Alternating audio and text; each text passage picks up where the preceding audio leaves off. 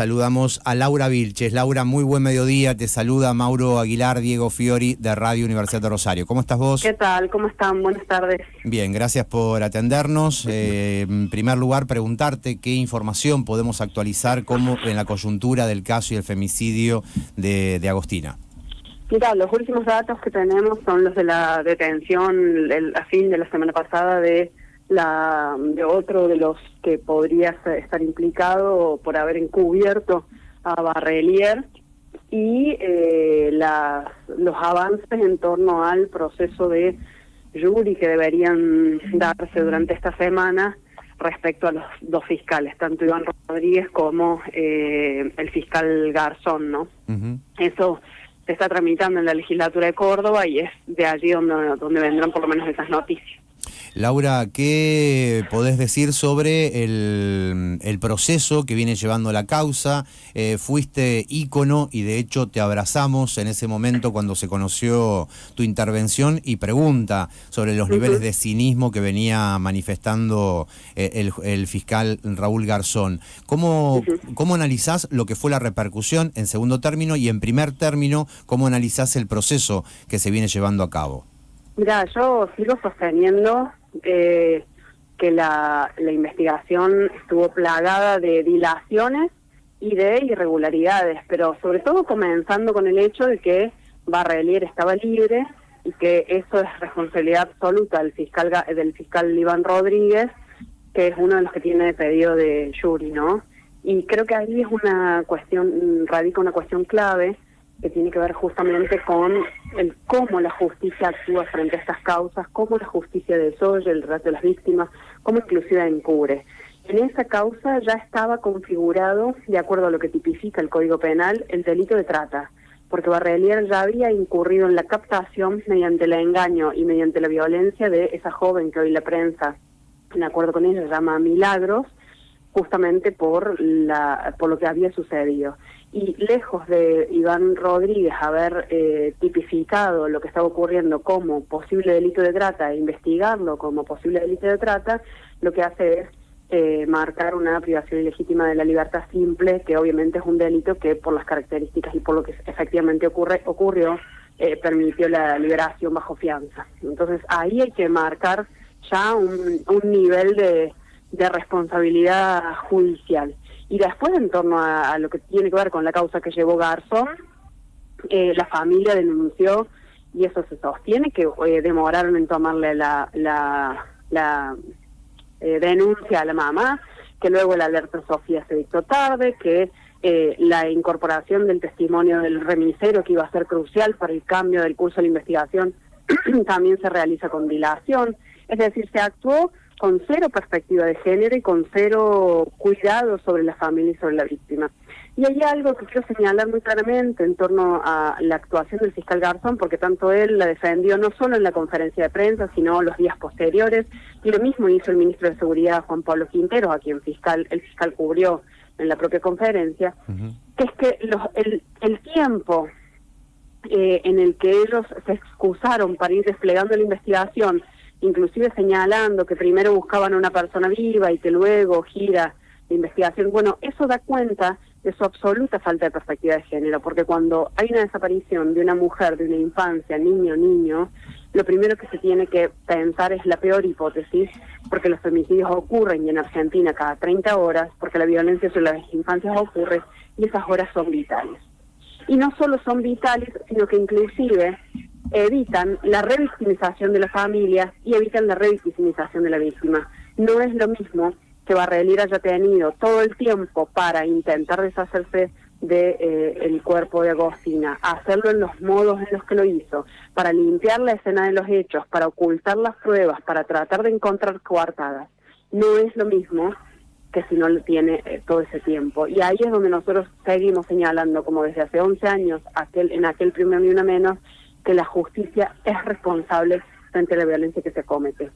Porque cada gesto de impunidad, cada gesto de encubrimiento, cada dilación, le envía el mensaje a la sociedad y a los femicidas, sobre todo, o a aquellos que ejercen violencia, de que pueden seguir cometiendo actos de esas características y de que van a salir impunes. Por eso es gravísimo lo que ocurrió en la conferencia de prensa y lo que ocurrió con la investigación, ¿no? Laura, en este marco, y más allá del accionar judicial, que nos queda muy clara cuál es tu mirada, ¿qué observación haces sobre el accionar del gobierno provincial y del gobierno nacional en los últimos días y en este caso? Mira, yo creo que el gobierno provincial y el gobierno nacional actuaron, digamos, de manera concordante, sobre todo en el aspecto que tiene que ver con la negación de la violencia de género. Que el fiscal Garzón haya empezado su conferencia no hablando de femicidio, sino hablando de homicidio, que el ministro Quinteros sea un estrecho colaborador y aliado de Patricia Bullrich, y que como miembro del gobierno nacional, y que la propia ministra Monteoliva haya vuelto a hablar de homicidio una vez que ya estaban dadas las condiciones para hablar desde el primer momento de femicidio, habla del alineamiento político de estos sectores. Y yo creo inclusive que en lo que venimos viendo en estos días, sobre todo a nivel de la prensa, y lo que entiendo que intenta instalar la Fiscalía, que lejos de pensar la existencia de un delito de trata, que son los elementos que aparecen en primer medida como característicos de esta situación, lo que trata de hacer es señalar que hay un posible ajuste de cuentas en el narcotráfico, desde ya que narcotráfico y trata nunca van despegados, sino que en general suelen ir de la mano, porque son dos de los grandes delitos complejos, uno de los cuales tiene que ver con el lucro sobre la vida y cuerpo de las mujeres y las infancias. Pero más allá de eso, a mí me parece que ese desvío o ese intento de instalar de que todo responde al narcotráfico es parte de la campaña política de Bullrich, del gobierno nacional y del ministro Quinteros, que está alineado en ese sentido totalmente con Bullrich, de querer darle una respuesta a un problema que es estructural, muy profundo como el de la violencia de género, con una medida punitiva que es la que vienen proponiendo, que es la de aumentar la presencia policial, aumentar la presencia de las fuerzas de seguridad, que ya está demostrado que no sirven ni para resolver el problema del narcotráfico, ni mucho menos para las cuestiones vinculadas al problema de la trata o a la problemática de la trata, porque como hemos señalado desde el primer momento, la trata no existe y el narcotráfico tampoco, sin complicidad política, jurídica y judicial, y obviamente del poder político. Y esto lo venimos viendo en las causas en Córdoba. Nosotros participamos, acompañamos una causa que fue la causa Nora hace 3 años, donde denunciamos y terminaron condenados, aunque no ambos personajes por el mismo delito, porque justamente hubo ocultamiento de pruebas y se dilataron las medidas probatorias y por eso tuvo otra calificación, pero donde 2 funcionarios judiciales Laura, por una causa de estas características, sí. Para darte un ejemplo de los últimos que acompañamos, ni de qué decir que en Córdoba todavía hay desaparecidas, como Delicia Mamani, y recién hace 2 semanas logramos, la familia y todas las organizaciones que acompañamos la causa, que pasara al Foro Federal para ser investigado como trata. Sí, te escucho, perdón. Bien, no, cuando me escuchaste que dije tu nombre es porque se entrecortó la comunicación en la última parte de las palabras, pero se entendió perfecto. Sabemos que tenés que entrar a dar clases, en la radio de la universidad, sí. Eso es algo muy bien visto.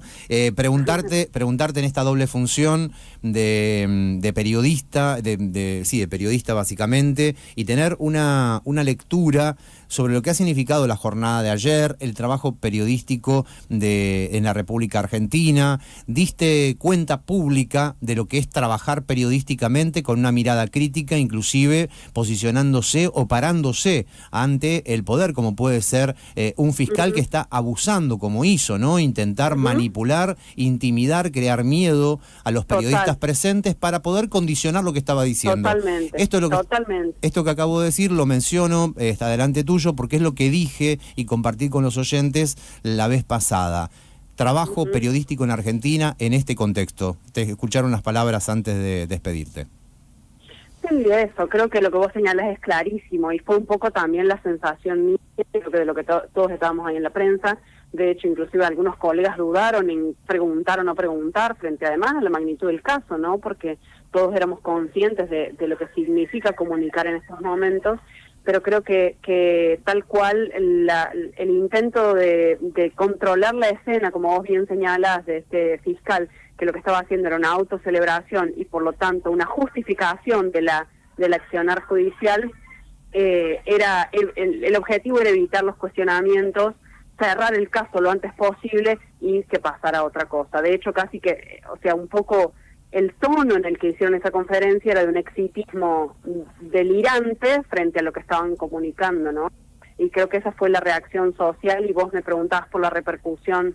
Yo creo que justamente esa repercusión enorme que tuvieron mis palabras, justo estaba hablando acá con profes en la sala de profes que señalaban lo mismo, tenía que ver con que, por suerte y afortunadamente, podemos decir, después de 11 años de pelear y gritar en las calles, por ni una menos, la sociedad entendió y entiende que este tipo de violencias no son tolerables y que la justificación brutal que estaba haciendo el fiscal tampoco son tolerables. Por eso el eco de mis palabras, y que haya sido no una voz aislada, sino la voz de muchos y muchas que sintieron lo mismo que yo sentí en esa conferencia, ¿no? Así que creo que eso es muy importante, y lo que nosotras como docentes, como comunicadoras, como militantes del feminismo, de las causas sociales, obreras y populares, estamos planteando ahora, como lo hacemos con mi compañera Miriam Bregman, con las compañeras de Pan y Rosas, es que toda esa bronca la tenemos que organizar. Tenemos que construir comités, comisiones de género en las escuelas, en los lugares de trabajo,